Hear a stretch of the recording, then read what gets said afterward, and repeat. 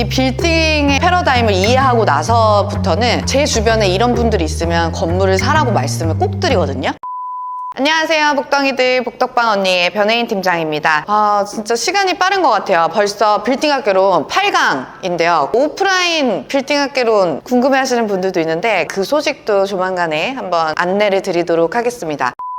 이제 오늘 어떤 고급 정보를 알려주실 건가요? 어디에 대해서 했고, 그리고 왜 사야 되느냐에 대해서도 다뤘죠. 그러면 가장 중요한 것이 또 남아있죠. 그럼 누가 사야 되느냐에 대해서 궁금해하시는 분들이 있을 것 같아요. 맨날 빌딩학개론 보는데 내가 정말 살 수 있는 사람인가? 아니면 내가 어떤 걸 갖춰야 빌딩을 살 수 있을까? 이런 것들을 궁금해하시는 분들이 많을 것 같아서 오늘은 누가 빌딩을 사야 하는가에 대한 내용으로 설명을 해보도록 하겠습니다. 이 내용은 지금 시장 상황에 접목되는 거라고 여러분들이 생각을 해주시면 좋을 것 같아요. 제가 말씀드리는 내용들이 여러 가지 변수들에 의해서 판단이 달라질 수 있기 때문에 여러분의 생각이 저와 다르시다면 여러분의 생각이 맞아요. 빌딩학개론 오늘도 끝까지 재미있게 시청해 주시길 바라겠습니다. 좋아요와 구독 잊지 마세요. 보통 빌딩 사시는 분들은 태어날 때부터 금수저나 이런 사람들이 건물 다 사는 거 아닌가요? 그렇지 않습니다. 그렇게 생각하신다면 정말 큰 오해예요. 중개법인에 찾아오시는 고객분들 보면 정말 다양해요. 빌딩을 사는 건 나와는 다른 세상의 이야기가 아닌가라고 절대 생각하실 필요가 없습니다, 여러분. 그래서 건물주의 꿈을 절대 포기하지 마시고 빌딩학개론 함께 하시면서 건물주의 꿈에 한 발짝씩 다가갔으면 좋겠어요, 여러분. 빌딩을 사러 오는 사람들 중에 가장 많은 부분을 차지하는 사람들에 아울러서 말하면 고소득자라고 설명을 드릴 수 있을 것 같고, 예를 들어서 의사, 변호사, 전문직, 그리고 뭐 대기업 다니시는 분들 계시고요. 사업을 하셔가지고 돈을 버신 분들, 이런 식으로 소득이 높으신 분들이 사실상 가장 많이 저희 중개법인을 찾아오시는 것 같아요. 소득이 높다라고 하는 건 결국은 뭐냐면 안정적인 수익이 확보된다라는 뜻이고, 이 안정적인 수익에서 빌딩이랑 연결되는 게 있을 수 있다? 뭘 받을 수 있죠? 빌딩은? 대출이요. 대출이 80%까지 나온다 그랬어요. 80%까지 나오는 대출을 활용해서 빌딩을 사는 게 굉장히 중요한 포인트라고 말씀을 드렸는데, 이 안정적인 수익이 나온다라고 하는 거는 신용도가 높아. 신용도가 높으면 어떻게 돼요? 많이 해줘요. 이 사람은 돈을 갚을 수 있는 능력이 있는 사람이다 라고 생각을 하면 대출을 많이 해주고 플러스 금리도 우대해준다? 그러면 이 사람들은 대출을 많이 받아서 레버리지를 통해서 더 큰 자산으로 만들 수 있는 그런 형태가 되기 때문에 안정적인 수익을 가지고 계신 분들이 빌딩 시장에 아주 많이 들어오십니다.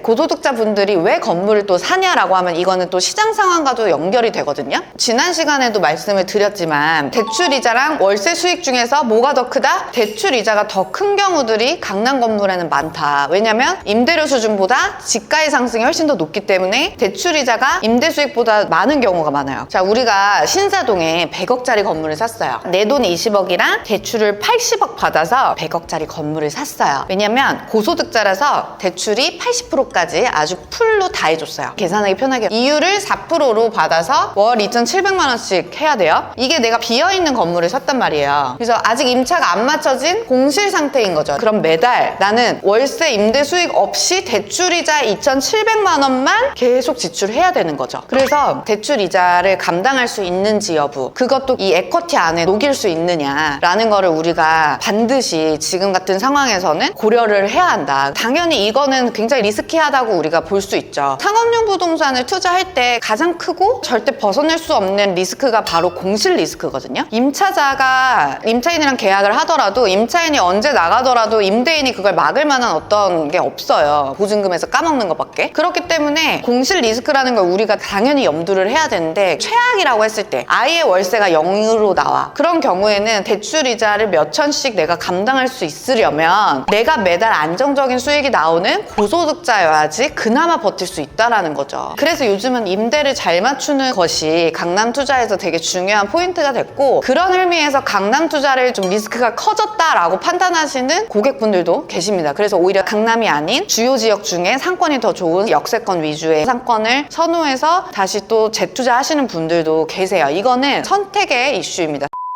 그러면은 건물 사면 안 되는 거 아니에요? 지난번에도 말씀을 드렸지만 월 2,700만 원씩 냈다라고 치면은 연 이자가 3억 2천이잖아요. 근데 1년 동안 상승률이 얼마일 것 같아? 100억짜리 건물 강남에 제대로 된 데 샀어. 그러면 사실 적어도 10억 이상은 오를 거거든요. 그거를 또 우리가 생각을 해야죠. 그러니까 결국은 제가 말하는 이 강남 투자라고 하는 거에서 가장 큰 게 공실 리스크고, 그 공실 리스크를 버틸 수 있는 분들은 안정적인 수익이 나오는 그런 분들, 그리고 그 분들이 결국은 이 대출 이자를 감당하면서 시세 차익을 목적으로 움직일 수 있는 힘, 결국은 그 본인들의 소득, 이게 받쳐줘야 된다. 혹은 그게 자산일 수도 있죠. 소득이 높은 그런 분들은 대출이 잘 되는 이점, 그리고 리스크를 감당할 수 있는 이점, 이 두 가지 이점 때문에 많이들 건물 투자를 하러 오십니다. 그리고 상황을 설명드리는 거니까 저한테 화내지 마세요. 제가 이 빌딩 학개론 하면서요, 은근히 또 욕을 많이 먹고 있어요. 마음껏 뭐 댓글은 남겨주시되 상황이 그런 거다. 그래서 투자를 할지 말지는 여러분들이 결정하시는 겁니다.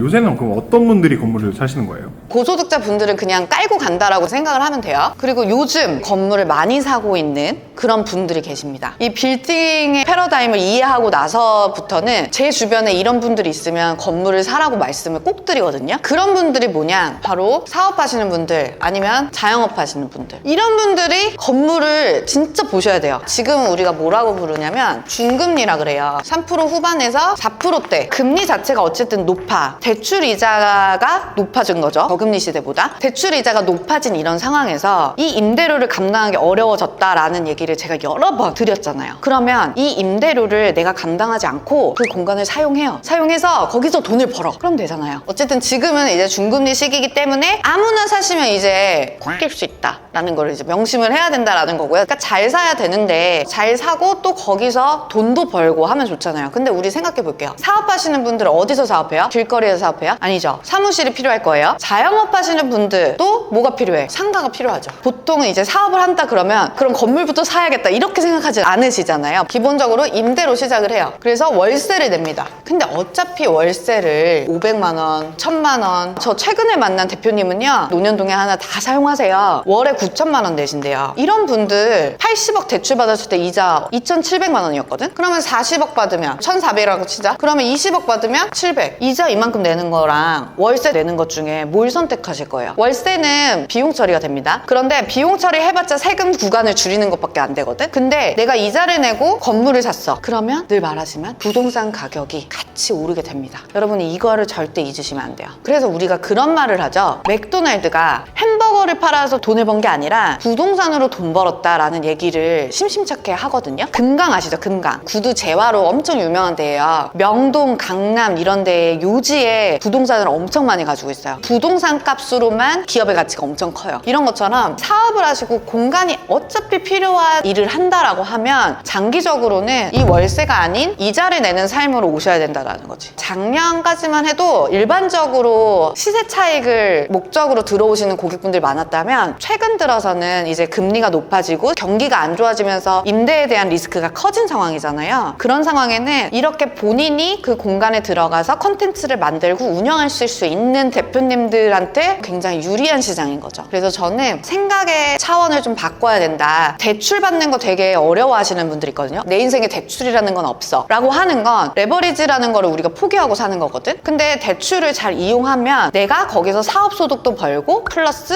부동산 가치도 높일 수 있는 두 마리의 토끼를 다 잡을 수 있는 내용이기 때문에 저는 이렇게 공간을 베이스로 해서 사업이나 자영업을 하시는 대표님들이 꼭 이 부동산 빌딩 시장 투자에 좀 관심을 갖고 공부를 하셨으면 좋겠다라는 말씀을 제가 이 영상에서 꼭 남기고 싶었습니다.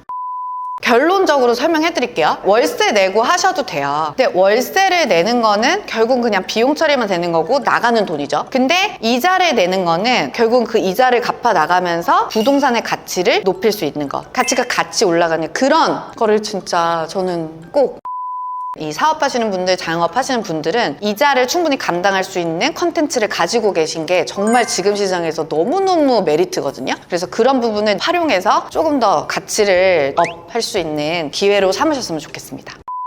저희 대표님이 맨날 하시는 말씀인데 의사 선생님들도 반으로 딱 갈린대요. 건물을 사서 자기 건물에서 한 사람과 임대로 들어가서 한 사람. 건물을 사서 병원을 하신 분들은 건물의 가치도 커지고 내 사업도 커지고, 그런데 임대는 내 사업만 거기서 계속해서 확장해야 되는 거예요. 임대를 하다가 어떤 상황에 따라서 내가 옮겨야 되기도 하고, 그럼 막 시설물 같은 거에 대해서도 손해가 생기고, 그런 여러 가지가 있기 때문에 내 건물에서 영업하는 것과 임대로 들어가서 영업하는 거에 대해서 수지타산을 반드시 비교를 해보셔야 된다. 처음 내가 장사 딱 하는데 건물을 사서 해야겠다, 이럴 수는 없겠죠. 왜냐면 이자라든지 이런 여러 가지들의 변수를 고려했을 때 사업이 잘 굴러가는 상황이어야지 건물을 살 수 있는 또 용기가 생기는 거니까, 어쨌든 표면적으로 봤을 때 내 건물에서 하는 거랑 남의 물건에서 하는 거, 이거는 정말 천지 차이다. 똑똑하신 분들은 삽니다. 안 살 이유가 없어요. 본인 사업하시는 분들이 건물 사시면 좋겠다는 건 알겠는데 구체적으로 어떤 분들이 사시면 좋을지 좀 감이 잘 안 오거든요. 자, 그러면 진짜 리얼하게 지금 진행하고 있는 손님들의 어떤 유형들을 알려드리면, 기본적으로 사옥, 그리고 일부 사옥, 일부 임대도 하세요. 이런 경우도 많아요. 꼭 내가 전체를 다 쓸 필요는 없잖아요. 일부는 임대 줘서 또 임대로 수출을 하면 되니까. 그리고 병을원, 프랜차이즈, 카페 하시는 분들도 계시고, 호차, 이자카야, 그냥 우리가 상권 가면은 볼 수 있는 그런 업장들 있잖아요. 그런 분들이 다 건물 고려하세요. 공간이 필요한 모든 비즈니스는 다 가능하다라고 하는 거죠. 이거는 끝도 없어요. 내가 어떤 공간을 월세를 계속 내면서 비즈니스를 해야 되시는 분들이라면 업종을 가리지 않고 고려하실 수 있다라는 거죠. 그러니까 망설이지 마세요, 여러분. 하실 수 있습니다. 마지막으로 건물을 사야 되는 사람, 건물을 사기로 마음먹으신 고객분들, 이런 분들은 아까 제가 말했던 고소득자, 사업하시는 분들, 자영업자 다 필요 없어. 이런 분들은 결국은 내 자산을 만들고 컨셉을 정하고 그런 건물을 찾았다, 그럼 계약하십니다. 그래서 건물을 사기로 마음먹으신 분들은 결국은 건물을 매입을 하신다. 지금 제가 말씀드린 앞에 두 가지의 상황에 내가 해당되지 않더라고 하더라도 건물을 살 수 있는 마음을 먹고 자산을 축적해서 에쿼티를 만들고 내 에쿼티 안에서 살 수 있는 물건에 대해서 결정할 수 있는 능력만 있다면 건물주가 되는 길은 열려있다라고 하는 점을 저는 꼭 말씀을 드리고 싶고요. 빌딩학개론 8강, 누가 건물을 사야 되는지에 대해서, 그리고 건물을 안 사면 손해인 분들에 대해서 한번 얘기를 해봤습니다. 꼭 도움이 좀 되셨으면 좋겠고요. 또 다른 생각이 있으신 분들 댓글로 좀 의견을 나눠주세요. 혹은 나는 이런 형태인데 건물을 이렇게 사서 성공 사례가 있다, 후회되는 포인트가 있다, 좀 경험을 나눠주시면 너무 좋을 것 같아요. 오늘 빌딩학개론은 여기서 마치도록 하고요. 다음 빌딩학개론에서 또 재미있고 유익한 정보 가지고 돌아오도록 하겠습니다. 여러분 모두 부자 되세요. 안녕.